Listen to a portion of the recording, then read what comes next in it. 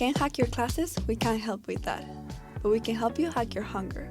Welcome to Hunger Hacks, the podcast made for students by students, where we share tips on eating better, saving money, and surviving on a student budget.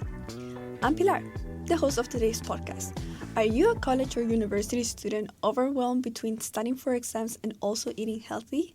On today's episode, we are covering meal prepping as a student with a limited budget and limited time. Do you know that 29% of Canadian post-secondary students experience food insecurity in 2023? This was found in a study by the University of Saskatchewan. The study also found that food insecurity can be a barrier to academic success, affecting their mental health and physical health. According to Stats Canada, in 2019, 40% of Canadians eat out because they don't have time or they just don't want to cook. Even doing a quick informal poll of our classmates, we learned that many don't know how to actually cook. Last week, we talked to the Daily Bread Food Bank. Today, we sit with Michelle Bishop, Dietitian and Professor from the Nutrition and Food Service Management program at Centennial College. Michelle's experience as a nutritionist and also as a college professor will shed light on the challenges and solutions for students who struggle to maintain healthy eating habits.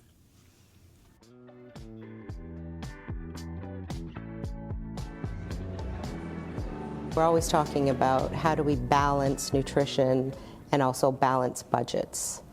I think when we think about healthy eating, especially as a student, I think you almost have to consider it like one of your subjects.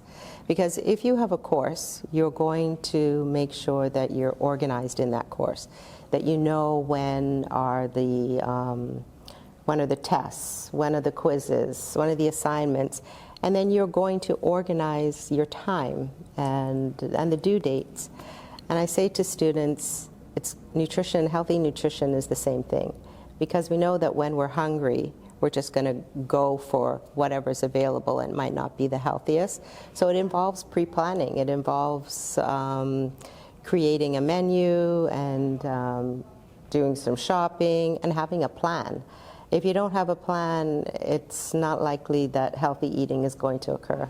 What kinds of ways have worked for you? Well, I just as everybody else, the cost of food is so high, and it just keeps going up and up. And I look at the apps and look at what's on special.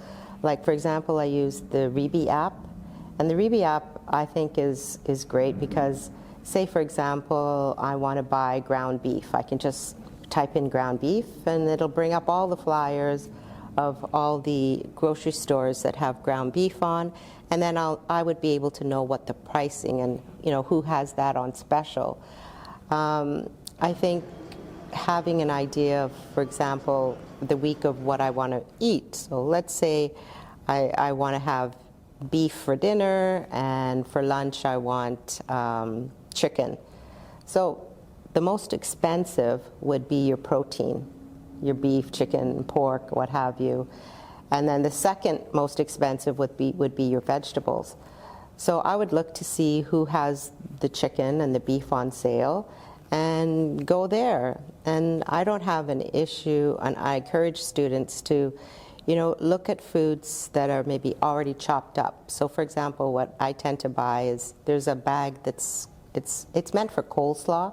It's chopped up cabbage and chopped up carrots. And you just throw in some broccoli, and you have a stir fry, and you've got your protein, and add some rice.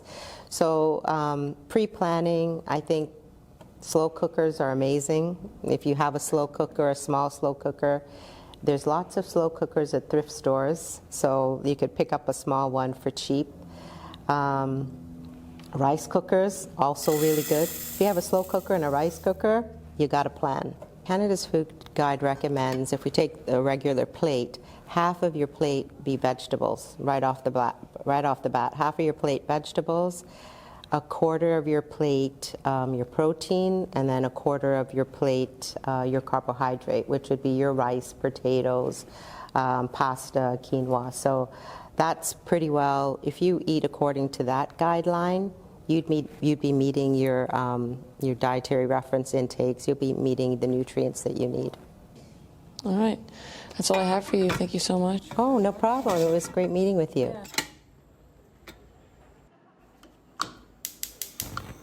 Hi, I'm here back at the studio with Andy, and we're here to discuss how we as students meal prep and make it our life more affordable and easier. I swear, I always think about spending when I meal prep. I have to really plan out what I'm going to eat so I know what to buy and then where to find the best place to get it, and then what to get, like, with my free time, when to go get it.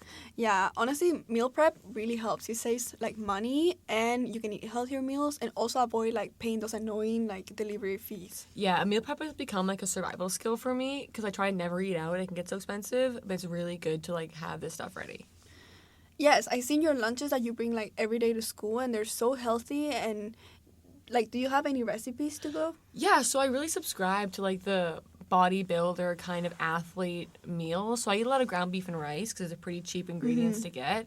And I always add vegetables, and then I put in seasonings like garlic salt and soy sauce, which are pretty basic and cheap ingredients. Oh, that sounds like pretty easy. Do you have like a rice cooker and stuff? Absolutely, yeah. Oh. It really takes a load off my shoulders when I'm making food. It's such a stress reliever. And it was really fun when talking to Michelle because she mentioned that she uses bags of like pre-cut vegetables from the store. Like she just buys a bag of like the vegetables that have been cut and then just puts it in her meal. And I was like, oh my God, I use that all the time. It's really helpful. What about you? What do you use meal prep?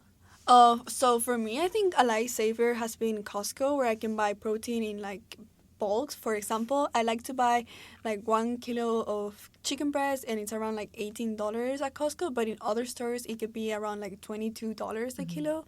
So what I do, I buy the cheaper one at Costco, I divide it into equal portions, and then I freeze it to use like later. Yeah, I love the buy early and then freeze for later method with meat. It's really helpful. But what about vegetables and fruits for you?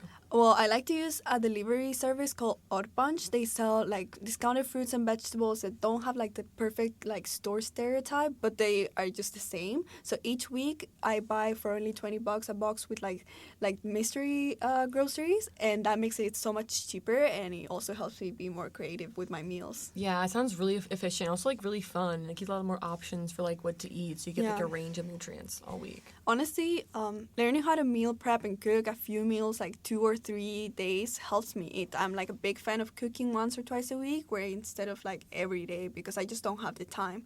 So I prepare multiple meals in one session. I put it in like containers, and then I can take it out for lunch every day, or I can just keep it for dinner for later. Yeah, it's really paid off for me meal prepping, and it's usually you start simple, nothing fancy.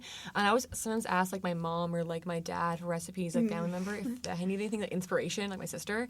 And I hope everyone listening gets motivated to start meal prepping. These hacks can help you save money, eat better, and reduce stress.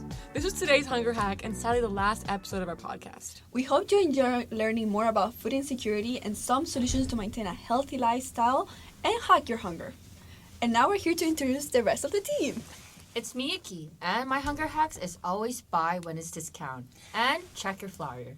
And I'm Bella from episode 1, and mine is to take advantage of grocery apps, especially Too Good To Go. And mine is to really make sure you're putting like planning into your meals, because at the end of the day, you really deserve to eat good food, you know? I think my hunger hack, or the hunger hack I learned from you guys and from what we learned, is to buy a rice cooker or like a slow cooker. It saves so much time. Really? That's a good Yeah, one. rice cooker is like A the rice best cooker, thing. I can't live. changers rice cooker. And jasmine rice. Or even Yes. an air fryer, too. I Oh, find yes. air Air fryer fryer is I is got it too from much. Hudson Bay. It's $40. Wow. No, rice, put like something in the rice cooker, or like you can cook like fish and stuff in there too. You can cook Yeah. actual No, No, meals. Yeah. seriously, anything. Just put it in there and Yeah. you're done. Yeah. With so much ease. So Yeah. Do you bring your like regular meal I prep? brought it for lunch today. Yeah, it's in my bag. What'd you make? I made regular like rice and beef, and I have it in there. I think my rice is bad today though, guys.